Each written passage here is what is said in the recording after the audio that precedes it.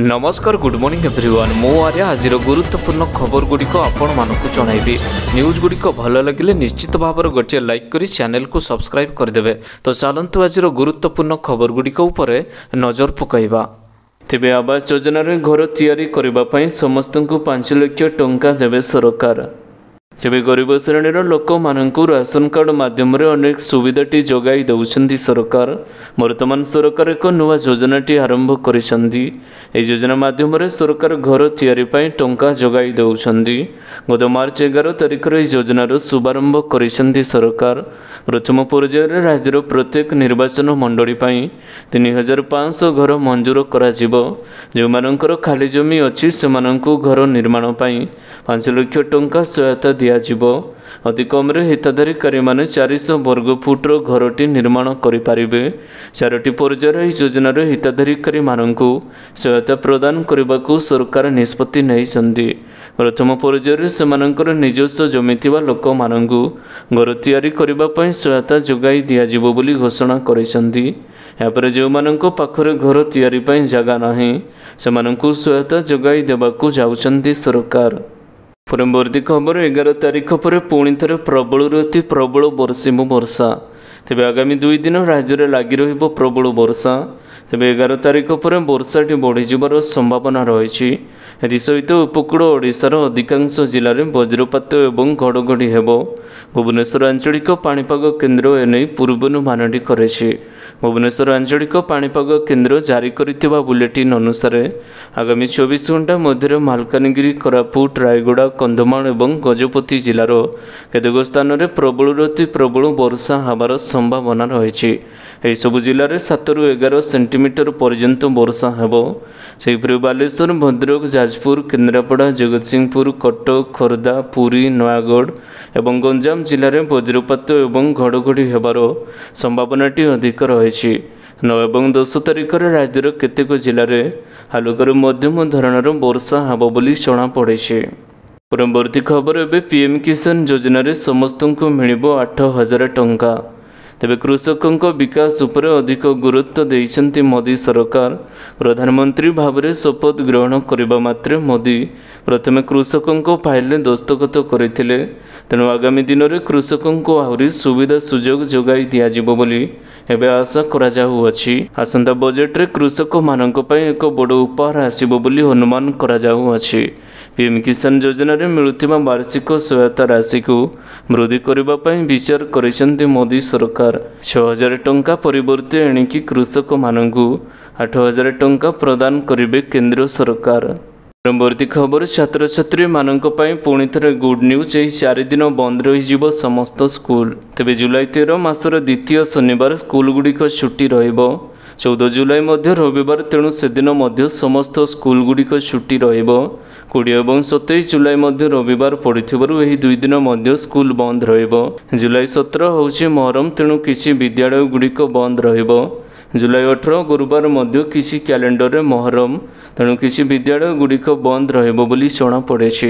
यदिओ विभिन्न विद्यालय विभिन्न छुट्टी दिन कार्यसूची रही है। केतेक प्रति सप्ताह 2 दिन छुट्टी करती। प्ले ग्रुप विद्यालय गुड़िकर अधिक छुट्टी हेबो बोली जଣାपड़ी। बाउडा 15 जुलाई विद्यालय गुड़िक छुट्टी रहिबो। मोहरम 17 जुलाई ओडिशा स्कूल पाठपढ़ा हेबो नाही एवं समस्त विद्यालय गुड़िक बंद रहिबो। परवर्ती खबर समस्त सरकारी जमीरू हटिଯିब जबरदखल। सीएम मोहन माझी देले बड़ निर्देश। तेबे रथयात्रा मुख्यमंत्री मोहन चरण माझी बड़ घोषणा। उभय सहरांचल और ग्रामांचल बड़ घोषणा करिसेंति मुख्यमंत्री। सोमवार मुख्यमंत्री कार्यालय पक्षर गुरुत्वपूर्ण निर्देशनामाटी जारी करा जाई अछि। समस्त जिलापाल को निर्देश देइछन्ति सीएम मोहन माझी। सरकारी जमीरू बेआईन दखल हटाइबाकू जिलापाल मानकू निर्देश देइछन्ति मुख्यमंत्री। परवर्ती खबर पीएफ एकाउंटधारी मानकू खूब शीघ्र मिलिबो खुशीर खबर। एकाउंट को केबे आसिबो सुद टंका जानी रखंतु। तेबे जदि आपण मध्य एक वेतन प्राप्त श्रेणीर तेबे खबरटी आपण मानक पई लाभदायक अटे। कर्मचारी प्रोविडेंट फंड संगठन पक्षरु फेब्रुआरी 2024 रे 2023-24 आर्थिक वर्ष प्रोविडेंट फंड उपरे सुदर हारटी वृद्धि करने को घोषणा करा जायछि। ଇପିଏଫ୍ର ଗତ ବର୍ଷ 8.15% ସୁଧ ଦରକୁ 2023-24 ପାଇଁ ବଢ଼ାଇ 8.25% କରାଯାଇଅଛି। ତେବେ ସରକାରଙ୍କ ସୂତ୍ରରୁ ଜଣାପଡ଼ିଛି ଯେ ଇପିଏଫ୍ରେ ମିଳିବାକୁ ଥିବା ସୁଧ ବଜେଟ୍ ଅର୍ଥାତ୍ 23 ଜୁଲାଇ ପରେ ଟ୍ରାନ୍ସଫର କରାଯିବ। ପରବର୍ତ୍ତୀ ଖବର, ଓଡ଼ିଶାରେ କାର୍ଯ୍ୟକାରୀ ହେବ କେନ୍ଦ୍ର ସରକାରଙ୍କ ମିଶନ ଶକ୍ତି।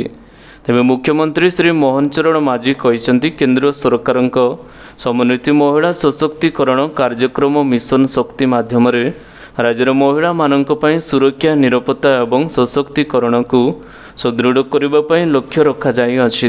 ଏଥିରେ ୱାନ୍ ଷ୍ଟେପ୍ ସେଣ୍ଟର, ମହିଳା ହେଲ୍ପଲାଇନ୍, ବେଟି ବଚାଓ ବେଟି ପଢ଼ାଓ, ମହିଳା ସଶକ୍ତିକରଣ ପାଇଁ ହବ୍ ନିର୍ମାଣ ଏବଂ ସଖୀ ନିବାସ, ଶକ୍ତି ସଦନ, ଶିଶୁ ଗୃହ ଏବଂ ପ୍ରଧାନମନ୍ତ୍ରୀ ମାତୃବନ୍ଦନା ଭଳି କାର୍ଯ୍ୟକ୍ରମଟି ରହିଛି। ରାଜ୍ୟରେ ବିଜେପି ସରକାରଙ୍କ ଏହି ନିଷ୍ପତ୍ତି ଦ୍ୱାରା ଓଡ଼ିଶା ସରକାର ଏବଂ ଭାରତ ସରକାରଙ୍କ ଉତ୍ତମ ସମନ୍ୱୟ ରହିବ ବୋଲି ଜଣାପଡ଼ିଛି। ପରବର୍ତ୍ତୀ ଖବର, ଭାରତୀୟ ବାୟୁସେନାରେ ନିଯୁକ୍ତି ପାଇଁ ସୁବର୍ଣ୍ଣ ସୁଯୋଗ। ତେବେ ଭାରତୀୟ ବାୟୁସେନାରେ ଚାକିରି ନେଇ ସ୍ୱପ୍ନ ଦେଖୁଥିବା ଯୁବବର୍ଗମାନଙ୍କ ପାଇଁ ସୁବର୍ଣ୍ଣ ସୁଯୋଗ ରହିଛି। ଏନେଇ ଆଇଏଫ୍ ଏକ ବିଜ୍ଞପ୍ତି ପ୍ରକାଶ କରିଛି। ଏହାର ଆବେଦନ ପ୍ରକ୍ରିୟାଟି ଆରମ୍ଭ ହୋଇସାରିଅଛି। ଏନେଇ ଅନଲାଇନ୍ ମାଧ୍ୟମରେ ଆବେଦନ କରିବାକୁ ପଡ଼ିବ। ଏନେଇ ଉଭୟ ଅବିବାହିତ ପୁରୁଷ ଏବଂ ମହିଳାମାନେ ଆବେଦନ କରିପାରିବେ। ମୁଖ୍ୟତଃ ଇଞ୍ଜିନିୟରିଂ କରିଥିବା ପିଲାମାନେ ଏହାର ସୁଯୋଗଟି ନେଇପାରିବେ। ଏହି ନିଯୁକ୍ତି ମାଧ୍ୟମରେ 400ରୁ ଅଧିକ ପଦବୀ ପୂରଣ କରାଯାଇପାରିବ। ପରବର୍ତ୍ତୀ ଖବର, ପ୍ରବଳ ବର୍ଷା ପାଇଁ ବାତିଲ ହୋଇଗଲା 50ରୁ ଅଧିକ ବିମାନ। ତେବେ ମହାରାଷ୍ଟ୍ରର ରାଜଧାନୀ ମୁମ୍ବାଇ ଏବଂ ଏହାର ଆଖପାଖ ଅଞ୍ଚଳରେ ସୋମବାର ସକାଳୁ ପ୍ରବଳ ବର୍ଷା ହୋଇଛି। ଫଳରେ ମୁମ୍ବାଇ ସହର ଏବଂ ବସ୍ତି ଅଞ୍ଚଳରେ ରାସ୍ତାଘାଟ ପାଣି ଜମି ରହିଛି। ଗାଡ଼ି ମଟର ସ୍ୱାଭାବିକ ଭାବରେ ଯାତାୟାତ କରିପାରିନଥିବାରୁ ଟ୍ରାଫିକ୍ ଜାମ୍ ଭଳି ସ୍ଥିତି ଉପୁଜିଅଛି। ବର୍ଷା କାରଣରୁ ମୁମ୍ବାଇ ବିମାନ ବନ୍ଦରରେ 50 ବିମାନ ଉଡ଼ାଣକୁ ବାତିଲ କରିଦିଆଯାଇଅଛି। ପରବର୍ତ୍ତୀ ଖବର, ଆଜିର ପେଟ୍ରୋଲ ଏବଂ ଡିଜେଲର ଦରଟି ଜାଣି ରଖନ୍ତୁ। ତେବେ ଭୁବନେଶ୍ୱରରେ ଆଜି ପେଟ୍ରୋଲ ଦର 101 ଟଙ୍କା 6 ପଇସା ରହିଥିବା ବେଳେ ଡିଜେଲ ଦାମ ପ୍ରତି ଲିଟର ପିଛା 92 ଟଙ୍କା 64 ପଇସା ରହିଛି। ସେହିପରି ଦେଶର ପ୍ରମୁଖ ସହରରେ ବି ପେଟ୍ରୋଲ ଏବଂ ଡିଜେଲ ଦରଟି ଅପରିବର୍ତ୍ତିତ ରହିଛି।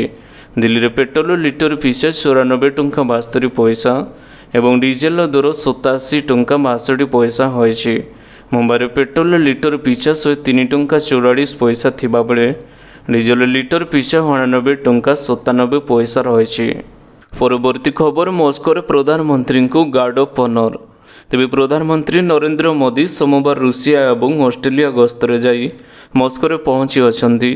ମସ୍କୋରେ ପହଞ୍ଚିବା ପରେ ପ୍ରଧାନମନ୍ତ୍ରୀ ମୋଦିଙ୍କୁ ଗାର୍ଡ ଅଫ୍ ଅନର ପ୍ରଦାନ କରାଯାଇଥିଲା। 22ତମ ଶିଖର ସମ୍ମିଳନୀରେ ପ୍ରଧାନମନ୍ତ୍ରୀ ମୋଦି ଅଂଶଗ୍ରହଣ କରିଥିଲେ।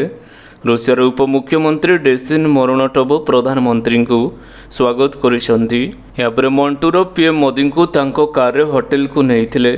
କାର୍ଯ୍ୟକ୍ରମ ଅନୁଯାୟୀ କାଲି ପ୍ରଧାନମନ୍ତ୍ରୀ ମୋଦି ରୁଷିଆର ରାଷ୍ଟ୍ରପତି ଭ୍ଲାଦିମିର ପୁଟିନଙ୍କ ସହ ଏକ ବୈଠକରେ ଯୋଗ ଦେଇଛନ୍ତି।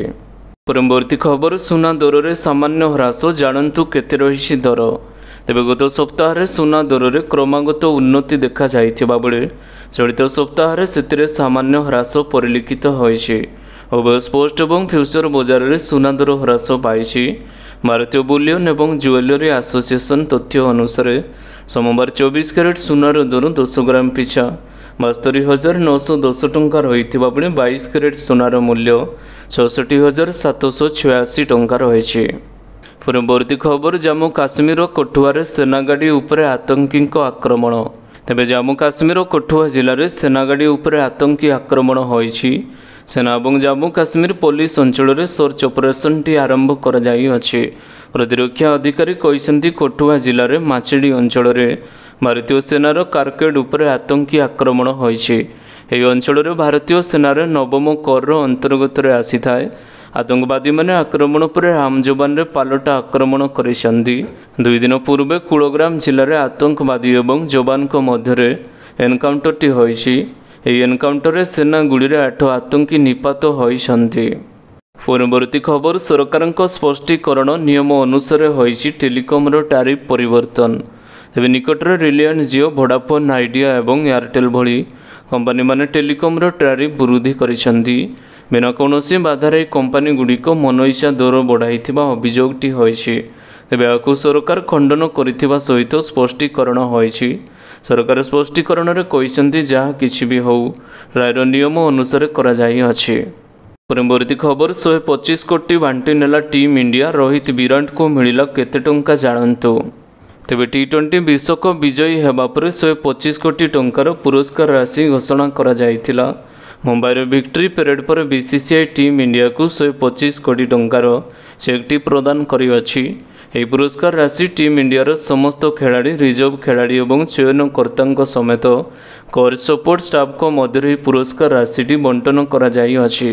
तेबे एही टंकारु केउं खेलाड़ी को केते टंका प्रदान करा जायछि से वर्तमान खबरटी सामना को आसीछि।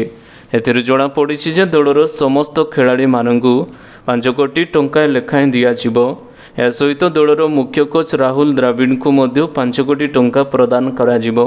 सेहिपरि batting coach Vikram Rathore, fielding coach Dilip एवं बॉलिंग कोच पारस महेंद्र को मध्य 2.5 कोटी लेखाएं पुरस्कार प्रदान करा जिवो। परवर्ती खबर सिंगर ह्यूमान सागर एवं रुकु सुनांको नारे मामला रुजु। तेबे पुणी थरे समस्या कंठशिल्पी ह्यूमान सागर तांको सो सिंगर रुकु सोनांको नारे मध्य मामला रुजु करा जायछि। एथर भजन को नहीं तांको नारे मामला रुजु करा जायछि।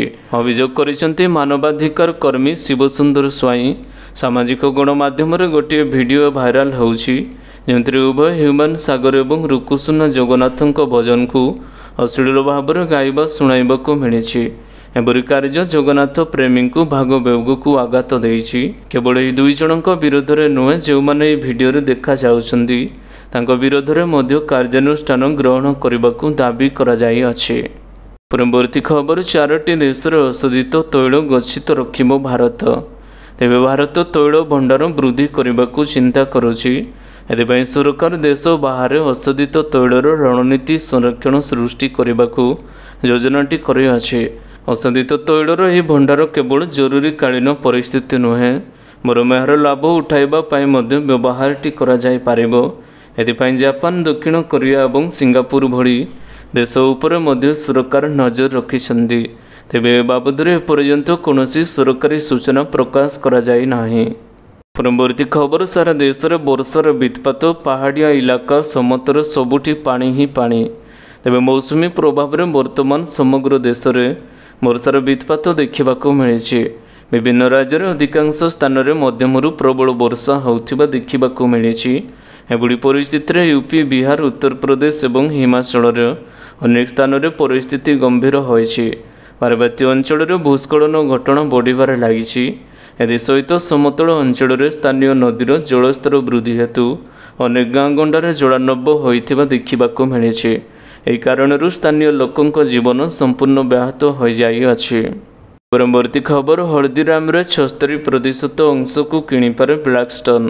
तेबे नमकीन, भुजिया और स्नैक्स इत्यादि तैयारी करुथिबा देशर सबुठार बड़ कंपानी हल्दीराम एक बड़ अंश प्राइवेट इक्विटी फार्म ब्लैकस्टोन यह किणिबार हल्दीराम कंपानी को 70,000 कोटी टंका मिलिबो।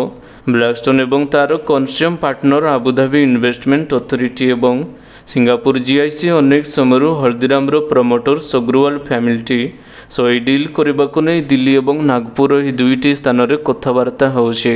प्रथम महंगा भाल्युएसन चलुथिबारु कथबार्तार प्रतिबंधक आसीथिला किंतु एबे पुणी थरे गत किछि सप्ताह डील को नहीं कथबार्ता आरंभ होइछि। रिपोर्ट मुताबक ब्लैकस्टोन क्वार्टर्स हल्दीराम 70% अंश किणवा को योजना करुचे। तेबे आशा करुचे आज गुरुत्वपूर्ण खबर गुड़िक आपण मानकु निश्चित भाव में भल लगी। जदि भल लगी था वीडियो को गोटे लाइक करंतु एवं चैनल को सब्सक्राइब करने बिल्कुल भी भूलंतु नहीं। आपण भल पाइबा सर वीडियो को शेयर करदेवे। पुणी देखा हब लाटेस्ट अपडेट्रे सेतेबेल पर्यंत विदाय नौछि। Vande Mataram. Take care. Bye bye.